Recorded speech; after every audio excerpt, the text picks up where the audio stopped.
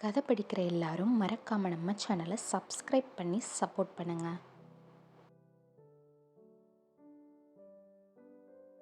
விஸ்வநாதன் வீட்டுக்கு வந்தபோது ராகவனும் பரிமளாவும் அவருக்காக காத்திருந்தார்கள்.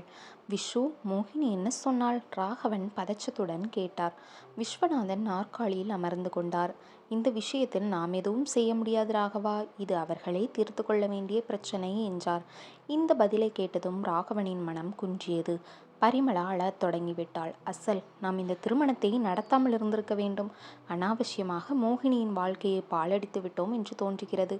குழந்தை ஹாஸ்டலில் அனாதையாக இருப்பதை நினைக்கும் போது என் இதயமே வெடித்துவிடும் போல் இருக்கிறது. மோகினியின் கால்களில் விழுந்து மன்னிப்பு கேட்டுக்கொள்வோம். குழந்தை இப்படி ஹாஸ்டலில் இருக்க வேண்டாம். குழந்தையுடன் அவள் தந்தை வீட்டில் தங்கிக் கொள்ளட்டும். தருண் தவறு செய்தால் மோகினி எதற்காக கஷ்டத்தை அனுபவிக்கணும்? பரிமளா, நீ இப்படி அழுது புலம்புவதால் எந்த பிரயோஜனமும் இல்லை. பெரியவர்கள் செய்த முடிவுகளை சிறியவர்கள் அப்படியே ஏற்றுக்கொள்வதற்கு இது ஒன்றும் அந்த காலமில்லை. சுதந்திரமாக யோசிப்பதற்கு குழந்தைகளை பழக்கப்படுத்திய போதே இது போன்ற விஷயங்களை எதிர்கொள்வதற்கு நாம் தயாராக இருக்க வேண்டும். ராகவன் மனைவிக்கு ஆறுதல் சொல்ல முயன்றார். அவர்கள் போகிற வழிக்கு அவர்களை விட்டுவிடுவதுதான் நல்லது ராகவா. நாம் நடுவில் புகுந்து சமரசம் செய்ய முயன்றால் பிரச்சனை மேலும் தீவிரமாக மாறுவதற்கு வாய்ப்பு இருக்கிறது. அவர்கள் இந்த பிரச்சனையை எப்படி எதிர்கொள்வார்களோ பொறுத்திருந்து பார்ப்போம். சமாதானம் செய்து கொள்வார்கள், இல்லையா பிரிந்து போய் புதிதாக வாழ்க்கையை ஏற்படுத்திக் கொள்வார்கள். அப்படி சொல்லாதீங்க அண்ணா. பரிமளாவள் அழுகையை கட்டுப்படுத்தி கொள்ள முடியவில்லை. டாக்டர் ரகுராமிடம் பேசி பார்க்கலாமா விசு? அவர் ஏதாவது வழியை சொல்லக்கூடும். ராகவா சொன்னார். யார் என்ன செய்தாலும் பிரயோஜனம் இருக்காது ராகவா. தருண் அணுவை சந்திக்க வேண்டும். அந்த அணு இப்போ எப்படி இருக்கிறாள் என்பதை பொறுத்து நம் தலையெழுத்து முடிவு செய்யப்படும். அணு எந்த குறையும் இல்லாமல் நல்லபடியாக வாழ்ந்து கொண்டிருந்தால் நாம் நிம்மதியாக மூச்சு விட்டு கொள்ளலாம். அணுவின் வாழ்க்கை சரியாக அமையாத பட்சத்தில் நம் எல்லோரும் வாழ்க்கையும் பிரச்சனையாக முடியும். அந்த அணு எங்கே இருக்கிறாள் என்று யாருக்கும் தெரியாது. ஆனால் நம் எல்லோரும் வாழ்க்கையையும் நிலைகுலைய காரணமாகிவிட்டாள். பெருமூச்சு விட்டுக்கொண்டே விஸ்வநாதன் சொன்னார். நான் அன்றைய தினம் அணுவின் தந்தை உடல்நலம் சரியில்லாமல் சாவுக்கும் வாழ்க்கைக்கும் இடையில் போராடி கொண்டிருந்த போது மனிதாபிமானத்துடன் அவளுக்கு ஆதரவு அளித்தேனே தவிர அந்த செயல் சாபமாக மாறி வாழ்நாள் முழுவதும் எங்களை துரத்தும் என்று நினைக்கவில்லை. அந்த சின்ன குழந்தை எனக்கும் என் மகனுக்கும் ஆகாமல் செய்வாள் என்று கனவில் கூட ஊகிக்கவில்லை. பரிமளா வருத்தப்பட்டு கொண்டாள். பரிமளா அந்த பெண்ணை வளர்ப்போம் என்றுதான் சொன்னாள். ஆனால் நான் சம்மதிக்கவில்லை. பெண் குழந்தை, சொந்த பந்தம் எங்கே இருக்கிறார்களோ தெரியாது. பெண் குழந்தையை வளர்ப்பது சாதாரண விஷயமில்லையே. அணுவின் பெற்றோருடையது காதல் திருமணம். இரண்டு பக்கத்து பெரியவர்களும் இதற்கு சம்மதிக்கவில்லை. அதனால் தான் அணுவை ஹாஸ்டலில் சேர்த்துவிட்டு என் கடமை முடிந்துவிட்டதென்று நினைத்து விட்டேன். அதற்கு இவ்வளவு பெரிய தண்டனை அனுபவிக்க வேண்டி வரும் என்று நினைக்கவில்லை. ராகவன் சொன்னார். பரிமளாவின் கண்களுக்கு முன் அன்று நடந்த நிகழ்வு நிழலாடியது. அன்று நடந்தது இன்றும் என் நினைவில் இருக்கிறது. இவர் ஹாஸ்டலில் அணுவை சேர்ப்பதற்காக எல்லா ஏற்பாடுகளையும் செய்துவிட்டு வந்தார். தருண் பள்ளியிலிருந்து திரும்புவதற்கு முன்பே அவளை அனுப்பிவிட வேண்டும் என்று தவித்தேன். வானம் மேகமூட்டமாக இருந்தது. விட்டு விட்டு மழை தூறிக்கொண்டிருந்தது. அணுவுக்கு தலைவாரி பின்னிக்கொண்டே, நீ அங்களுடன் ஒரு இடத்துக்கு போகணும் அணு என்றேன். எங்கே போகணும் ஆண்டி என்று கேட்டாள். உங்க மாமா வீட்டுக்கு என்றேன். மாமா வீடு என்றால்? உங்க அம்மாவின் தம்பி வீட்டுக்கு என்று சொன்னேன். குழப்பமாக பார்த்தாள். அம்மா அப்பாவை தவிர அவளுக்கு உறவு முறைகள் எதுவும் தெரியாது. அவர்கள் வீட்டுக்கு உறவினர்கள் யாரும் வந்து நான் பார்த்ததில்லை. ரெடியாக இருக்கிறாளா கேட்டுக்கொண்டே இவர் உள்ளே வந்தார். அனு தயாராக இருக்கிறாள். கிளம்பு அனு என்றேன். அனு என் புடவை தலைப்பை அழுத்தமாக பிடித்து கொண்டாள். ஆண்டி, தருண் வந்த பிறகு கிளம்புறேன் கெஞ்சுவது போல் சொன்னாள். தருணுக்கு பரீட்சை இருக்குமா? அவன் நேரம் கழித்துதான் வருவான் என்றேன். கிளம்பு அனு, எரிச்சல் கலந்த குரலில் இவர் சொன்னார். நான் வரமாட்டேன். தருண் வந்த பிறகு கிளம்புவேன். ஆண்டி, என்னை அனுப்பாதீங்க அழுது கொண்டே சொன்னாள். தருண் ஸ்கூலிலிருந்து வந்துவிட்டால் அணுவை அனுப்புவது பற்றி கனவில் கூட நினைக்க முடியாது. அணு என்றால் அவனுக்கு ரொம்ப பிடிக்கும். போயிட்டு வாமா, சமத்து குழந்தை இல்லையா? புடவை தலைப்பை விடுவித்து கொண்டே சொன்னேன். மாட்டேன். தருண் வந்த பிறகு 2 பேரும் சேர்ந்து போகிறோம் அடம் பிடிப்பது போல் சொன்னாள். தருணுக்கு பரீட்சை இருக்குன்னு சொன்னேன் இல்லையா? நான் போக மாட்டேன். தரையில் உட்கார்ந்து விட்டாள். புது ஃப்ராக் அழுக்காகிவிடும். அங்கே உன் மாமா உனக்காக காத்து கொண்டு இருக்கிறார். பொம்மைகள், சாக்லேட் எல்லாம் வாங்கி தருவார். ஆசை காட்டுவது போல் சொன்னேன். அணு கிளம்புவதாக இல்லை. வலுக்கட்டாயமாக தூக்கி கொண்டு கிளம்ப முற்பட்டார். அணு கை கால்களை உதைத்து கொண்டு அழத் தொடங்கினாள். என் மனம் தவித்தது. கொஞ்சம் இருங்க, இப்படி பயமுறுத்தி அழைத்து கொண்டு போகாதீங்க தடுத்தேன். அணு அவர் கையிலிருந்து நழுவி என்னை நோக்கி ஓடி வந்தாள். அணுவை பக்கத்து அறைக்கு அழைத்து சென்றேன். தருண் ஸ்கூலிலிருந்து நேராக உன் மாமா வீட்டுக்கு போய்விட்டானாம்.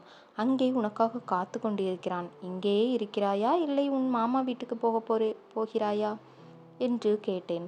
தருண் பெயரை கேட்டதும் அணுவின் முகம் மலர்ந்து விட்டது. போவேன் என்பது போல் தலையை அசைத்தாள்.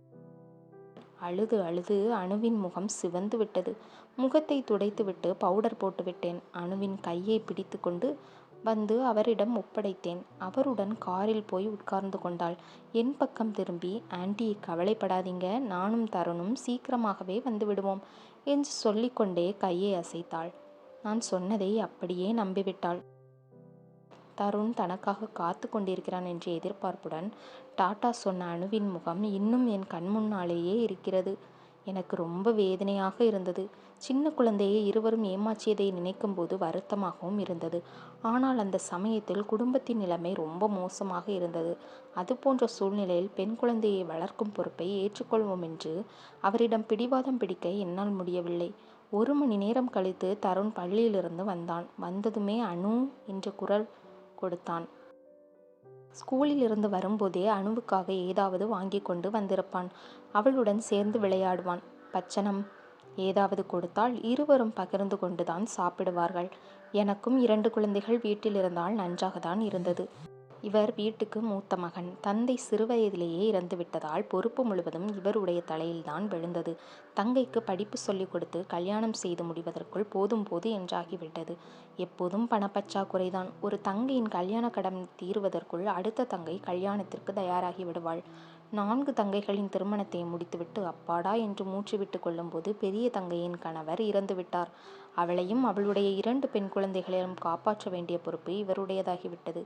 எத்தனை நாட்களுக்கு தான் இப்படி தாங்க முடியும் என்று நான் கேட்டால், அம்மா, தங்கையின் குழந்தைகள் அங்கே பட்டினியாக இருக்கும்போது என்னால் வயிறு நிரம்ப சாப்பிட முடியாது என்று சொல்லுவார். அப்படிப்பட்ட சூழ்நிலையில்தான் அணுவை அனுப்ப வேண்டியதாகி விட்டது. அணுவை அவளுடைய மாமா வந்து அழைத்து போய்விட்டார் என்று தருணுடன் சொன்னோம். அதற்கு பிறகு தருண் ரொம்ப மௌனமாகிவிட்டான். ஆட்டம் பாட்டம் எதுவும் இல்லை. கலகலப்பே இல்லாமல் இருக்கத் தொடங்கினான். எங்களுடன் பேசுவதையும் விட்டுவிட்டான். அணு போகும் முன் நான் கொடுத்த லட்டுவில் பாதி லட்டுவையும் தான் விளையாடி கொண்டிருந்த பொம்மையையும் தருண் கட்டில் மீது வைத்துவிட்டு போனாள். தருண் அந்த பொம்மையை ரொம்ப வருடங்கள் வரையில் பத்திரமாக வைத்திருந்தான். ஒருமுறை தாஜ்மஹாலை பார்க்க போனபோது தருண் எதிர் வீட்டு தாத்தாவை சந்தித்தான். அணுவை நாங்கள் ஹாஸ்டலில் சேர்த்ததாக அவர் சொல்லிவிட்டார். தருண் வீட்டுக்கு வந்ததும் எங்களுடன் சண்டை போட்டான். நீங்க என்னிடம் ஏன் பொய் சொன்னீங்க என்று அவனுடைய அப்பாவை எதிர்த்து பேசினான். பொய் சொல்லக்கூடாது என்று எனக்கு சொல்லித்தந்த நீங்களே இப்படி நடந்து கொள்ளலாமா என்று கத்தினான். போக போக தருண் சுபாவத்தில் மாற்றம் வந்தது. எங்களுக்கு விருப்பமில்லாத காரியங்களை செய்ய ஆரம்பித்தான். அவனை மாற்ற முடியாமல் திண்டாடி விட்டோம்.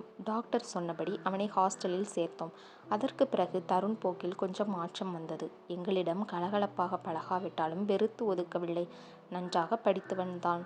அவனுடைய டீச்சரை சந்தித்து பேசியபோது அவர் சொன்னார், அணுவுக்கு நீங்கள் அநியாயம் செய்து விட்டீர்கள் என்ற எண்ணம் தருண் மனதில் ஆழமாக பதிந்துவிட்டது. அணுவை நீங்கள் அனுப்பிவிட்டதில் உங்கள் மீது அவன் வைத்திருந்த மதிப்பு குறைந்து விட்டது. தன்னுடைய பெற்றோர் சாதாரணமானவர்கள்தான் என்ற நினைப்பு அவனுக்கு ஏமாற்றத்தை அளித்திருக்கிறது. அணுவுக்கு நிகழ்ந்த அநியாயத்தை சரி செய்ய வேண்டும் என்ற தவிப்பு அவனிடம் இருக்கிறது. தருணை புரிந்து கொள்ள முயற்சி செய்யுங்கள். அவருடைய பேச்சு எங்களுடைய கண்களை திறந்துவிட்டது. அதுவரையில் நாங்கள் எதிர்பார்த்தது போல் தருண் இல்லை என்ற எரிச்சலில் அடிக்கடி அவனை கடிந்து கொண்டோம். எங்களுடைய அணுகுமுறை தவறு என்று புரிந்தது. இவர் ஓரிரு முறை இந்த விஷயத்தை பற்றி தருணிடம் விவரமாக பேச வேண்டும் என்று முயற்சி செய்தார். தருண் விருப்பப்படவில்லை. டாடி, தரையில் சிந்திய பாலை மறுபடியும் பயன்படுத்த முடியாது. நீங்க அனாவசியமாக முயற்சி செய்ய வேண்டாம் என்று சொல்லிவிட்டான். வியாபாரத்தை முடிவு செய்து கொண்டான். எங்களுக்கு எந்த குறையும் வைக்கவில்லை. உடலளவில் எங்கள் அருகில் இருந்தானே தவிர மனதளவில் விலகி இருந்தான். அதை எங்களால் உணர முடிந்தது. திருமணமானால் தருண் மாறுவான் என்று நம்பினோம். மோகினியை பார்த்ததும் அவனுக்கு ஏற்ற மனைவி என்று தோன்றியது. அதான் வற்புறுத்தி இந்த திருமணத்திற்கு சம்மதிக்க வைத்தேன். அணு பிறந்தான். எல்லாம் நன்றாகத்தான் போய்கொண்டிருந்தது. என்னுடைய முடிவு சரியானதுதான் என்று நினைத்து சந்தோஷப்பட்டேன். அதற்குள் இப்படி ஆகிவிட்டது. உங்களிடம் இதை பற்றி முன்னாடியே சொல்லியிருக்கலாமோ என்னவோ. மோகினியின் வாழ்க்கை இப்படி ஆனதற்கு முழு பொறுப்பும் எங்களுடையதுதான். இப்படி நடக்கும் என்று நாங்கள் கனவில் கூட நினைக்கவில்லை. கடவுள் ஏன் இப்படி எங்களை சோதித்து வருகிறார்? அணு விஷயம் எங்களை சாபம் போல் துரத்துவானேன்? பரிமளா அழுது அரற்றினாள். விஸ்வநாதனுக்கு விஷயம் விளங்கிவிட்டது. தங்கச்சி, அழாதேம்மா. நம் இரு குடும்பங்களின் நட்பு இன்னைக்கு உருவானதா? மோகினியை மருமகளாக அடைய வேண்டுமென்று நீங்க எப்படி தவிர்த்தீர்களோ அதைவிட இருமடங்கு தருணை மாப்பிள்ளையாக வர வேண்டும் என்று நானும் சாந்தாவும் ஆர்வத்துடன் எதிர்பார்த்தோம். இதில் நீங்க எங்களை ஏமாற்றியது எதுவும் இல்லை. இப்படி நடந்தது நம்முடைய துரதிர்ஷ்டம்தான். ஏன் நடந்தது, எதனால் நடந்தென்று வருத்தப்பட்டு கொள்வதை விட நடக்க வேண்டியது என்ன என்று யோசிப்போம். விஸ்வநாதன் சொன்னார். எனக்கு எந்த வழியும் தெரியவில்லை. ராகவன் சொன்னார். ராகவா, அந்த அணு எங்கே இருக்கிறாள் என்று தேடுவதுதான் நம்முடைய வேலை. அணு வாழ்க்கையில் சந்தோஷமாக இருந்தால் தருண் மனதில் குடியிருக்கும் வேதனை நீங்கிவிடும். அணுவை தவிர இந்த பிரச்சனையை யாராலும் தீர்க்க முடியாது. அவளுக்காக தேடுவோம், விஸ்வநாதன் சொன்னார். பரிமளா இரு கரங்களையும் உயர்த்தி கூப்பினாள். ஏழுமலையானே, அனு குழந்தை குட்டியுடன் சந்தோஷமாக குடும்பம் நடத்தி கொண்டு இருக்க வேண்டும். அதை கண்குளிர நாங்கள் பார்க்க வேண்டும். படியேறி வந்து உன்னை தரிசனம் செய்து கொள்கிறோம் என்று வேண்டிக் கொண்டார். அனுவை எந்த ஹாஸ்டலில் சேர்த்தாய் ராகவா? விஸ்வநாதன் கேட்டார். ராகவன் நினைவுபடுத்தி கொண்டு சொன்னார்.